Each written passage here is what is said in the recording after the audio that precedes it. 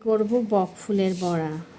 বক ফুলের ভেতর থেকে এরকম এই পুংকেশর চক্রটা কেটে বাদ দিয়ে নেব।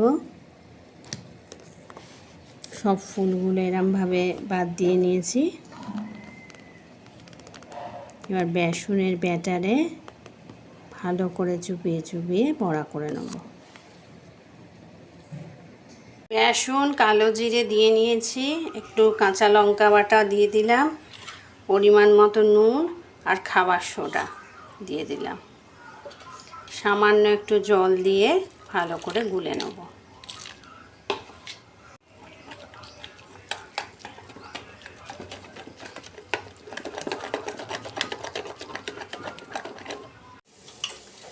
ফুলগুলো এক এক করে ব্যাটারে ভালো করে চুবিয়ে গরম তেলে ফ্রাই করে নেব।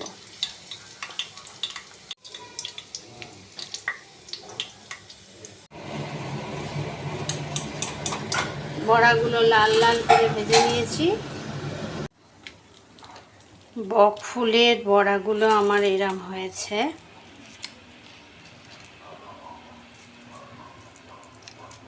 এক এক করে এরমভাবে সাজিয়ে নিলাম।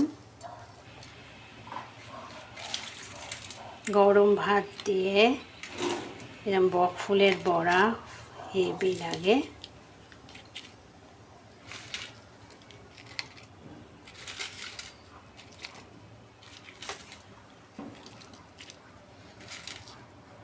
সব ফুলের বড়াই বেশ ভালো লাগে। কুমড়ো ফুল, এই সময় বক ফুল ওঠে, বক ফুলের বড়াগুলো হেভি খেতে লাগে।